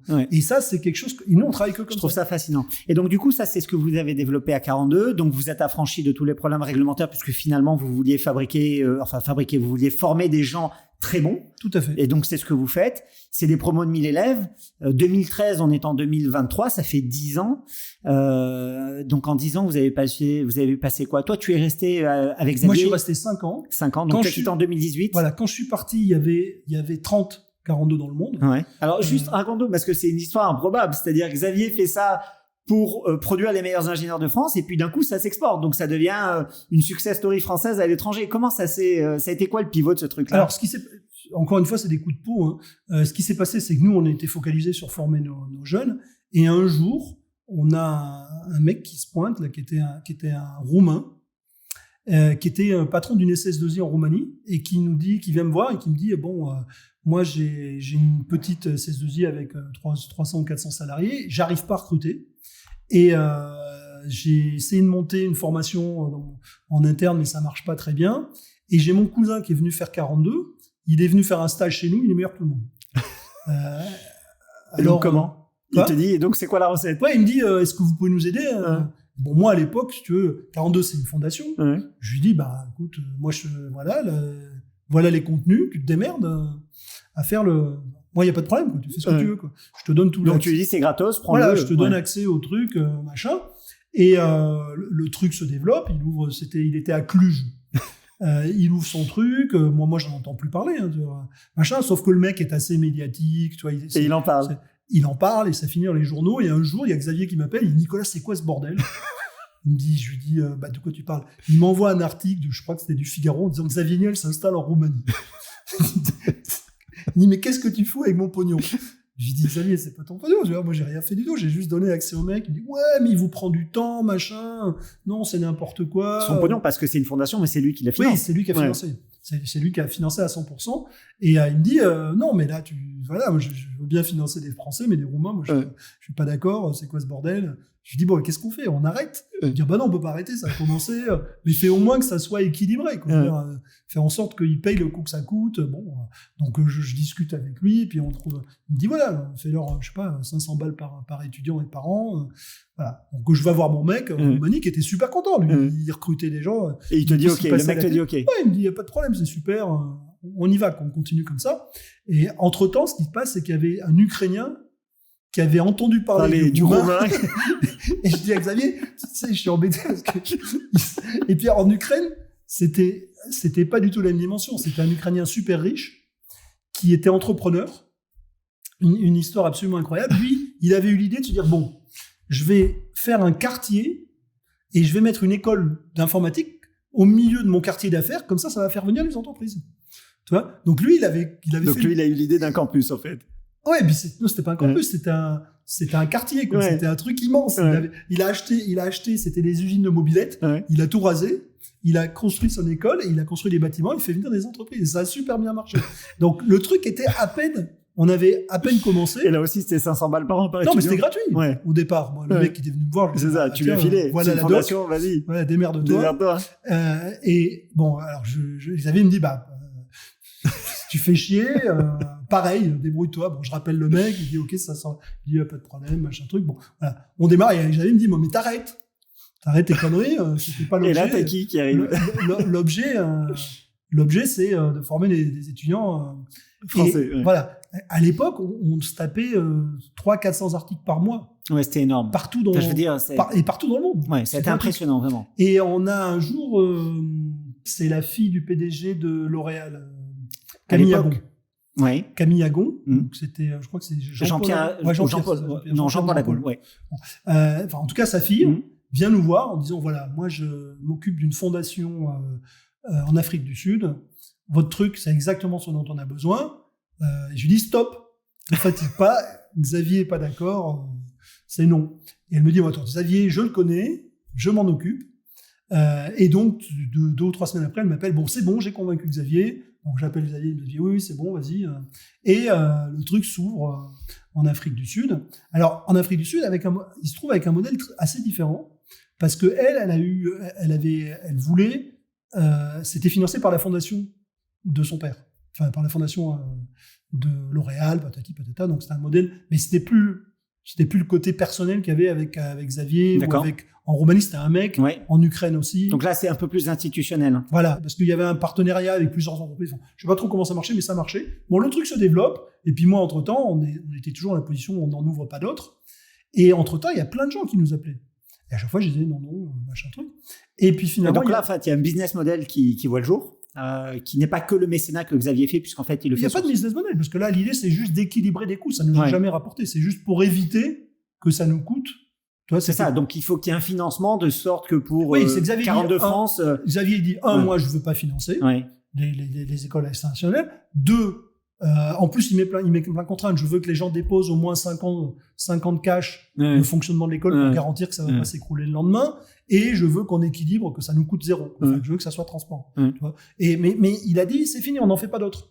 Bon. Et puis, il y a eu, tu connais Founders Forum? Ouais. Donc, au Founders Forum, il y a une espèce de comment on va appeler ça, de piège, quoi. Enfin, bon, c'est peut-être abusé d'appeler ça un piège. En fin de compte, il y a un groupe d'entrepreneurs européens qui se sont ligués pour aller voir Xavier en disant non, Xavier, tu peux pas garder ça pour toi, c'est pas normal. Partage. Il y en a besoin d'un peu partout. Et donc, après le Founders Forum m'a dit Xavier, écoutez, tu peux y aller, vous pouvez ouvrir des trucs à condition qu'on soit dans ces conditions, c'est-à-dire qu'ils aient 50 cash, tout ce qu'il fallait pour et donc que ça a donné. Donc aujourd'hui, c'est 32 implantations. Non. Alors ça, c'est quand je suis parti, on était une trentaine. Là, aujourd'hui, il y en a une 50aine. Ah ouais, donc ça a vraiment beaucoup grandi. Il y en a partout. Il y en a partout. Là, aujourd'hui, ça va du Japon aux Philippines. Mais alors, qu'est-ce qui fait que tu quittes? Alors, ce qui fait que je quitte, en fin de compte, c'est 2 choses. Je pense que on n'était pas d'accord sur le modèle de développement avec Xavier. D'accord. Moi, ma conviction, c'est qu'assez rapidement, je me suis retrouvé frustré avec le modèle de mécénat. D'accord. Parce que le problème du mécénat, comment dire, c'est que c'est pas à l'échelle. C'est-à-dire que tu t'aperçois que tu as plein de pays où, en fin de compte, il y a plein de jeunes que tu pourrais aider et il y a personne pour payer. Donc, tu veux dire, tu veux dire que les intentions qu'il avait en France n'étaient pas réplicables partout ailleurs. Voilà. Et puis, même en France, si tu veux, c'est pas à l'échelle, quoi. C'est-à-dire que tu te retrouves avec des milliers, voire des dizaines de milliers, et t'en formes 1000. Tu vois. Et encore en France, c'est pas le plus choquant, mais t'as des pays, je sais pas moi, tu prends au Brésil, t'as 200 ou 300 000 jeunes, et t'en formes 200. Parce qu'en réalité, assez vite, l'intérêt du mécène est divergent de l'intérêt des jeunes. Oui, non, puis tu sais, il y a cette phrase qui dit que la France peut pas accueillir toute la misère du monde. Xavier, il peut pas être le bienfaiteur de toutes les aspirations. Ce que je veux dire, quand tu fais un processus transformationnel, il faut qu'il soit à l'échelle du nombre de gens que tu as à transformer. Non, c'est sûr. Et pour ça, il faut qu'une partie de la valeur créée alimente ça. Faut pas que ça peut pas être quelqu'un qui par juste générosité. C'était pas pérenne. C'est très bien. Ouais. C'est très bien, mais si tu veux faire du volume, et or, à l'époque, on considère qu'il manque à peu près 5 millions d'informaticiens. Oui. Okay, il y a des pays, il y a des pays où on avait 400 000, 200 000 candidats, quoi. Ouais, c'était colossal. Donc tu te dis, tu es dans une situation qui est un peu frustrante, où tu te dis, voilà, il y a une ultra demande. Et donc ça, t'en parles avec lui, tu le lui dis. Oui, mais lui, il veut pas sortir de ça. Lui, je pense que son modèle à lui d'image lui convient très bien. Ça va bien. Et puis en plus, je pense que, si tu veux, il a été, et d'ailleurs, on a tous été surpris. Personne ne s'attendait qu'il y ait ce succès. Ouais. Donc à un moment donné, je veux dire, c'est un entrepreneur tellement en or, mais c'est un type qui a pas de limite dans sa volonté de développement. Donc là, oui, mais pour lui, c'est pas un business. C'est ça. C'est pas un business. Et de toute façon, c'est epsilonesque par rapport au reste de ses business. C'est ça. Donc pour lui, c'est un objet caritatif, et le faire transformer en business, il y voit beaucoup de désavantages. Ouais. Et donc on est en dissonance. Et donc là, il y a une dissonance. Vous n'êtes pas voilà, d'accord. On n'est pas d'accord. Et donc tu pars. Voilà, je décide de partir. Alors au départ, moi j'étais plutôt parti pour aller. J'avais rencontré quelqu'un qui est l'équivalent d'un entrepreneur du groupe Ionis, mais sur la Côte d'Ivoire et le Bénin et un peu le Sénégal. Et je me voyais bien directeur général de ce truc-là et de le faire grossir avec les méthodes peer-to-peer, etc. Mais dans un environnement d'école privée. Parce que je connaissais ça à Epitech. Et en plus, là, cette fois-ci, si tu veux, on développait avec la valeur. Et là, j'ai rencontré mon partenaire. Encore une fois, dans un truc de peau, mais j'ai des séries de peaux incroyables. Donc ton partenaire, c'est Dror. Voilà, c'est Dror. J'ai une série de peaux incroyables. En fin de compte, ce qui s'est passé, c'est que j'ai un ami à moi qui est très fan de foot, qui m'a demandé si on pouvait organiser une soirée chez moi, parce que j'ai une petite cour intérieure dans Paris, pour la demi-finale de la Coupe du Monde. De foot ou de rugby? De foot. Ouais. On était en 2018 et il y avait la demi-finale. Ouais. Et donc j'organise, je lui dis ok, pas de problème, donc on met la télé dans la cour, des amis qui viennent, et il me dit j'ai un pote israélien qui est de passage à Paris, est-ce qu'il peut se joindre à nous? Je dis ok, pas de problème. Et comme moi je suis pas très fan de foot, plutôt fan de rugby, on a passé la soirée à discuter, parce que lui non plus. Donc, je lui explique mon histoire de 42, il avait entendu parler, mais il connaissait pas bien le truc, et lui, il a une boîte d'intérim, et d'intérim rare. C'est-à-dire que lui, il fait les infirmières, les bouchers, donc les métiers où il y a une pénurie. Ouais, les métiers en tension. Voilà. Mais il avait essayé de faire l'informatique, il n'avait pas réussi parce qu'il n'avait pas recruté. Ouais. Et je lui explique mon truc, il me dit, bon, c'est très bien, vos talents, là, vous faites des super talents, vous en faites quoi après? Je lui dis, on n'en fait rien, ils vont travailler. Il me dit, comment ça? Il me dit comme ça, il me dit, mais comment ça, ils vont travailler? Vous fabriquez des diamants et vous les jetez? Ouais. Je lui dis, bah. En fait, c'est pas les jeter, c'est vous les laisser partir. Oui, c'est ça, on fait les diamants et hop. Et après, il y en a d'autres qui tamisent. Tu jettes de l'or dans la rivière et les autres tamisent. Et il me dit, bon, et puis voilà, la soirée se finit. Et ça reste dans cet état-là. Et puis, il se trouve que j'étais en vacances au Pilat, à la Corniche. Et tu retombes sur lui? Oui, on se retombe l'un sur l'autre. Il me dit, j'ai réfléchi à ton truc quand même, là. Ça me chiffonne. Tu veux pas qu'on essaie de poser des chiffres, combien ça coûte, machin. Donc, on commence à faire une sorte de, je dirais pas un business plan, mais tu vois, un gros truc. Et il me dit, tiens, quand même, machin, tu vois, on était au mois d'août. Et moi, j'étais censé partir mi-septembre en Côte d'Ivoire. Et il me dit, attends, machin, est-ce qu'on peut aller faire le tour de 3-4 sociétés? Donc, on a rencontré des gens en France qui avaient des SS2I qui connaissaient. On a été en Israël, on a rencontré des SS2I, des gens, des banques qui embauchaient des gens. On a rencontré des gens qui faisaient de la formation. Tu vois, on a en gros, en un mois, on a fait une quinzaine, trentaine, 15-20 pays, je ne sais plus exactement. Donc on a fait plein de pays. Beaucoup voyagé. Ouais. Ah oui, on a essayé de voir où c'est que ça marchait. Et donc là, vous arrivez sur le business model de 0-1 talent. On se dit, ça peut marcher. Et en gros, l'idée, elle était assez simple. Elle était de se dire, on va faire un club de foot. On a un outil qui nous permet d'identifier, de repérer des talents, de les former. On va les placer. Quoi. Donc, on va faire le métier de l'intérim, sauf qu'au lieu de se battre pour aller chercher les talents comme tout le monde dans l'intérim et dans l'informatique, ils n'y arrivaient pas, on va les fabriquer. Sachant qu'il y a une demande extrêmement forte. Et que leur travail ou que leur prestation de service va permettre de payer toute leur formation. Exactement. Et va donner un modèle qui est pérenne, qui est vertueux, et qui permet de dégager du bénéfice, qui lui-même va servir à créer de nouvelles écoles, et donc il va se répandre. Et donc ça, vous le créez quand? Là, on est en 2018. Je pense qu'on a décidé de démarrer début octobre. Début octobre. Ouais. Là, on a loué une ferme. Ouais. Donc, j'ai trouvé une équipe, parce qu'il a fallu redévelopper la plateforme. Elle est où, la ferme? Elle est en Normandie. D'accord. On a trouvé une grande ferme en Normandie, on s'est installé. On a commencé à coder une nouvelle plateforme, donc l'équivalent de la plateforme. C'est ça, parce que tu t'es pas parti avec ce qui qui Epitech 42, non, à t'es chaque fois on a from refait, scratch. parce que ça appartient à celui qui... à la structure, quoi. Ouais. Donc on a refabriqué une structure, un logiciel. Alors on l'a fait un peu différemment à chaque fois, parce qu'on a appris, ce qui est normal. Et voilà, on a démarré avec une équipe d'une dizaine. Puis au bout d'un moment, il s'est mis à faire froid. Donc on a décidé d'aller à un endroit où il faisait meilleur. Donc on s'est installé à Madère. Donc, effectivement.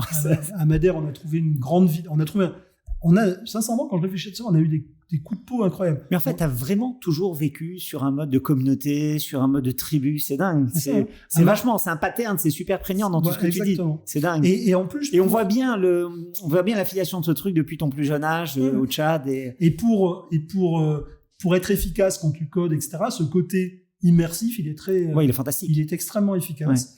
Ouais. Et donc, à Madère, on a trouvé un truc, sincèrement, on l'aurait rêvé, il nous l'aurait fait. C'est-à-dire qu'on a trouvé une villa avec 10 chambres et des bureaux dessus. C'est-à-dire que c'était le truc avec un jardin, tout truc, tu vois, il fait beau toute l'année, un truc de fou.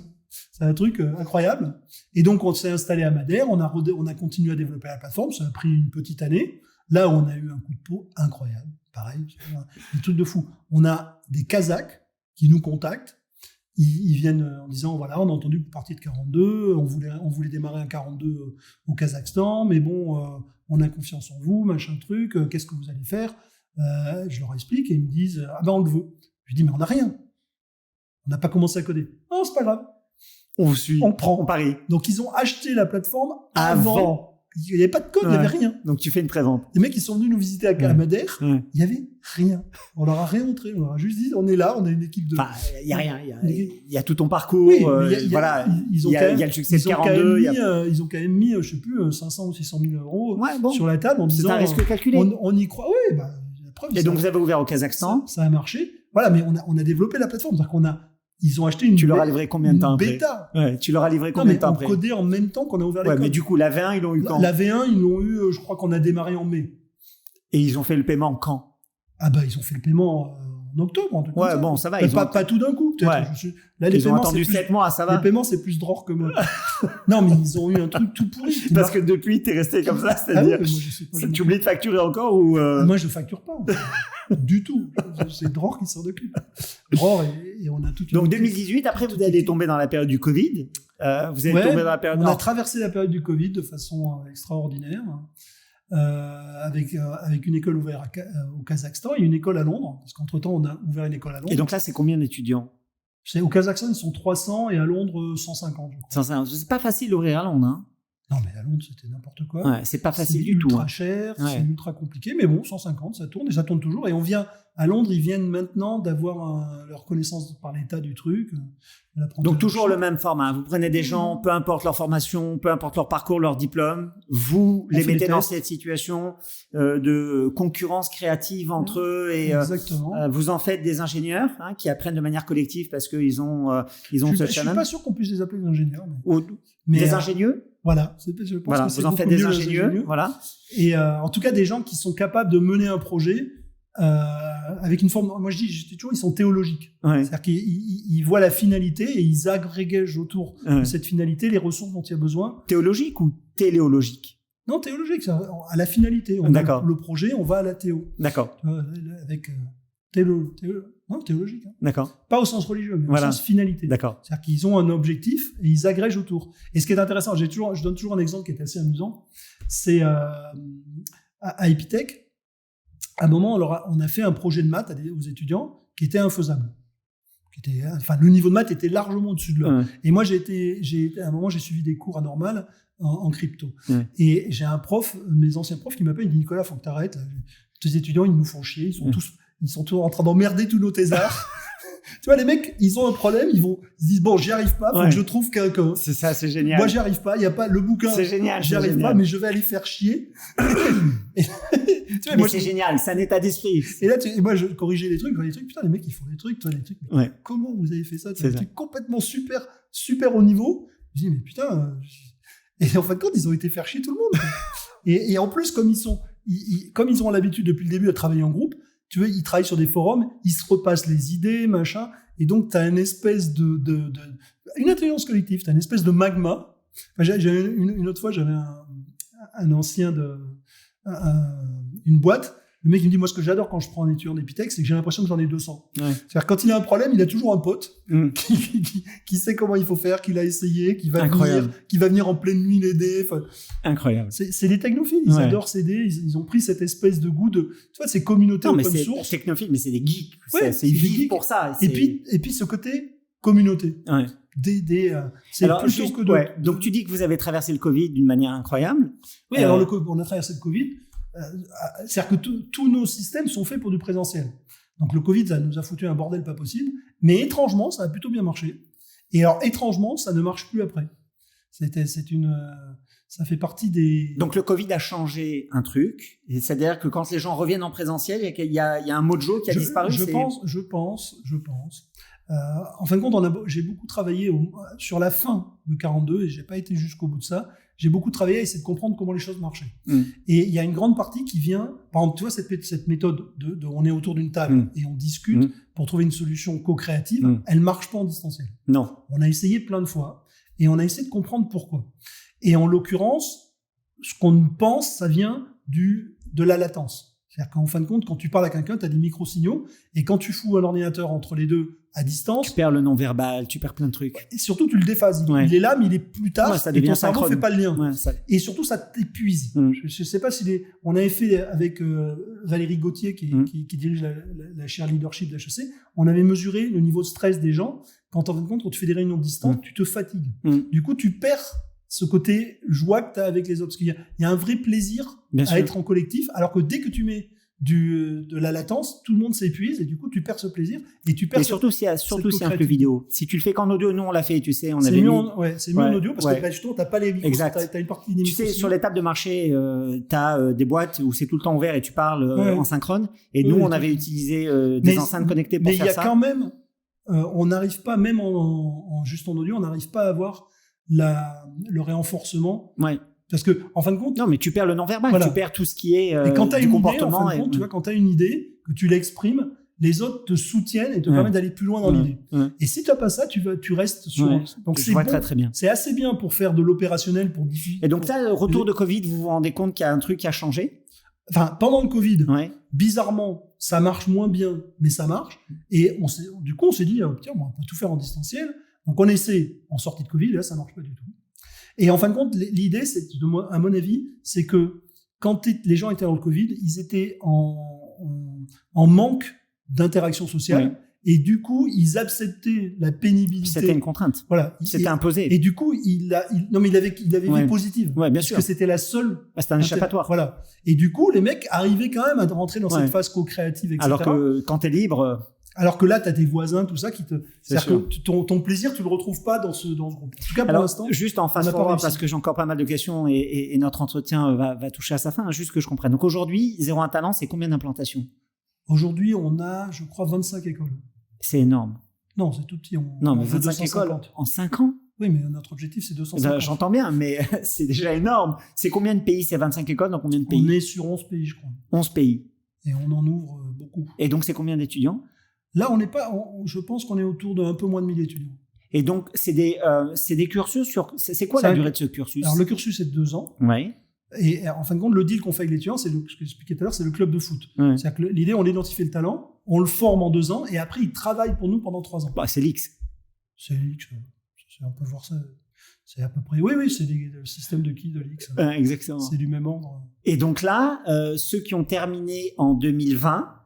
Ils vont finalement quitter. Là, on est en train de placer les premiers. C'est ça. Et donc, ils ont travaillé 3 ans pour vous. Donc, en fait, vous avez monté une ESN avec vos propres étudiants. C'est exactement ça. D'accord. Donc, ils gagnent leur vie parce qu'ils sont vos salariés ou je sais pas si vous avez des freelances ou des contrats divers et variés. En général, on a 2 types. Soit on a des boîtes qui les prennent directement, c'est-à-dire qu'ils les embauchent. Donc là, on est plutôt comme une agence de placement. Soit ils nous achètent des jours hommes et on les place. Donc, tu fais du forfait ou de la régie pour faire simple. Et qui c'est qui s'occupe de trouver les missions? Qui c'est qui s'occupe parce que c'est le métier de mon partenaire. Donc, c'est Dror. Voilà. C'est Dror qui a développé le business. Voilà. Et qui est en train.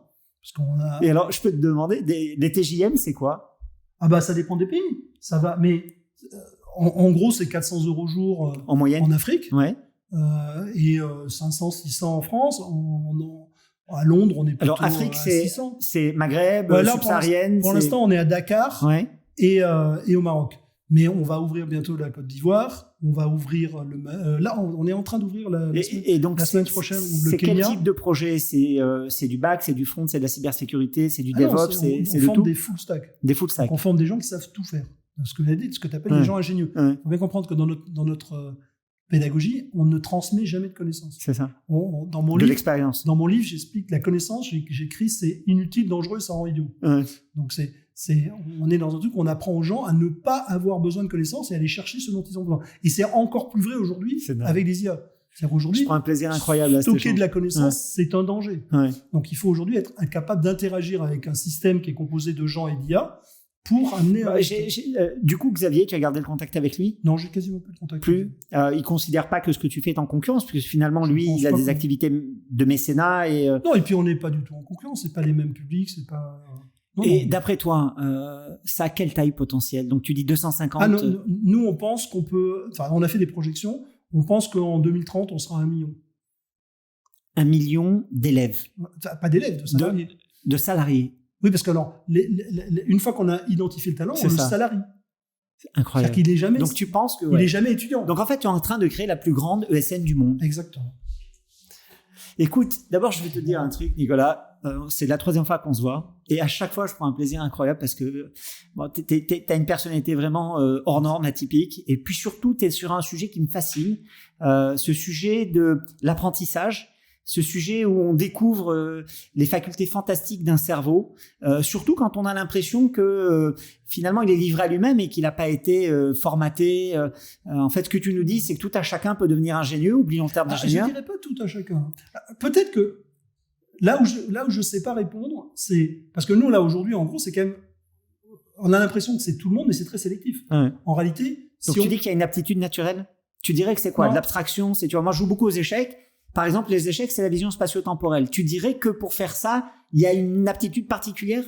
Non, parce que, en fin de compte, une intelligence collective, ça se nourrit de divergences. Donc, il peut y avoir... Et en même temps, tu dis que pas tout le monde ne peut le faire. Donc, qu'est-ce qu'il faut? Il faut cette capacité qu'on appelle l'active open-mindedness, qui fait la capacité à la fois... Mais tu peux la caractériser d'un point de vue neurologique ou comportementaliste? Elle est très bien décrite sur le truc du MIT, mais en gros, si tu veux, c'est une capacité à écouter les gens sans se laisser convaincre, tout en n'imposant pas sa position. Ouais. C'est une forme de capacité. Donc, il faut être assertif, il faut être ouvert, et il faut être dans le débat. Exactement. Et il faut avoir ce côté... Il y a quelque chose qui est très difficile, en fin de compte. Dans nos systèmes éducatifs, les gens supportent très mal que quelqu'un qui est extérieur à leur domaine puisse avoir une opinion sur leur domaine. Ouais. Et il faut le supporter. Exactement. Il faut être capable, d'accepter que quelqu'un, toi, t'es spécialiste en informatique, il y a un mec du marketing qui dit « Non, je comprends pas ce que tu me racontes. » Et je veux pas ne pas comprendre. Tu vois, tant que t'as pas expliqué, on s'arrête pas. C'est ça. Et dans l'autre sens, il faut être capable, pareil, de pas dire bon, le marketing, ça me gave, je vais le laisser faire ce qu'il veut, et sortir de cette espèce de segmentation des problèmes avec chacun son petit point, et puis on a des espèces de passerelles microscopiques où il y a énormément finalement de pertes d'infos, où chacun va absorber un truc, sans forcément tout comprendre. Mais moi, je suis totalement convaincu.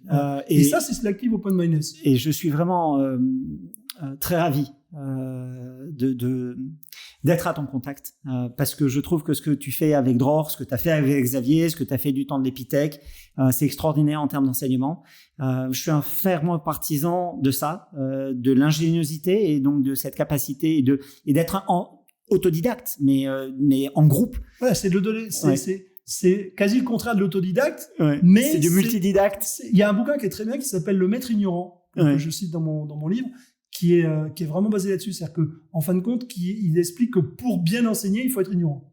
C'est-à-dire que plus tu sais, moins tu peux apprendre. Voilà, moins tu peux guider quelqu'un dans son apprentissage. C'est ça. Et ça, j'y crois très fort. C'est-à-dire que je crois que cette capacité à mettre les gens en perspective. Tu vois, en fin de compte, c'est vieux comme le monde. C'est la dialectique, c'est Socrate. Hein. Évidemment. C'est rien de plus. Évidemment. Sauf que c'est généralisé, on a des outils de meilleurs. Et puis, c'est dans un domaine de technologie. Mais moi, je pense que ça peut s'appliquer à beaucoup de domaines. Alors, c'est pour ça que je te dis aujourd'hui, quand on fait à 0,1, d'ailleurs, c'est assez amusant parce qu'on a les mêmes chiffres à 42, à 0,1. En gros, sur une population, on a des tests en ligne. Et on va à peu près avoir 10% des gens qui vont être retenus. Et sur ces 10%, on va en garder un tiers. Mais je suis convaincu que si on appliquait ça à des tout petits depuis très tôt, on aurait des résultats presque à 100%. C'est juste qu'aujourd'hui, notre système éducatif, il va quasi à l'encontre de ça. Et donc, j'ai tendance à dire un truc qui est peut-être un peu violent, mais on trouve les moins abîmés par le système éducatif. Et c'est assez intéressant parce que tu as une surreprésentation des drop-out, des étudiants qui n'ont pas suivi. Tu vois, tu le vois. Écoute, je te propose qu'on en termine sur cette phrase, sur ce constat qui veut dire beaucoup. Et je pense, je sais pas parmi nos auditeurs s'il y a des gens qui travaillent dans l'enseignement supérieur ou au ministère de l'Éducation, mais c'est vrai, la standardisation, la normalisation, ça a tendance à brider les talents fondamentalement. En même temps, parce que tout ça, ça a l'air très négatif, mais en réalité, c'est une feature. Oui. Ça a été fait pour, bien sûr. Et il y en avait besoin. Bah, c'est indispensable. Mais on a quand même fait du chemin. N'oublie pas qu'à l'époque de Napoléon, partout en France, à la même heure, c'était la même leçon. Et oui. Donc... Non, mais on a eu. C'est-à-dire, en réalité, ce que dans mon livre, j'ai créé un truc, c'est qu'en réalité, on a construit un système éducatif qui palliait à l'absence d'IA. C'est-à-dire qu'on a IAisé des êtres humains. Ce que je te propose, c'est que dans quelques mois, ou d'ici 2 ans, 1 an, 3 ans, on se revoit, que tu nous fasses un update sur 01, que tu nous parles de la participation de l'IA dans ces processus d'enseignement, de co-création, parce que je suis absolument curieux. Nous, on fait beaucoup d'IA Mais nous, tous nos... Enfin, on n'a pas fait du tout comme Sciences Po. L'IA est pas autorisée. Elle est pas interdite, elle est obligatoire. C'est ça, ça fait partie du jeu. Et on a dessiné tout un tas de challenges qui ne sont réalisables qu'avec des IA. Je trouve ça fascinant. Je te remercie. C'était un échange, une session géniale pour moi. C'était un grand plaisir. Vraiment, merci d'être venu. Ouais, c'est vraiment super, Nico. J'espère qu'on aura le plaisir de se revoir bientôt. On se voit parce que au travers de ce qu'on fait sur Abramundi, on va probablement collaborer avec Zorin Talent. Et puis on est sur des zones où il y a des jeunes. Ouais. Il faut se rappeler que la majorité des jeunes, ils sont aujourd'hui pas chez nous. Exactement. Eh ben, je te montrerai de mon côté rapidement. Ok ? Merci. C'était super. Merci.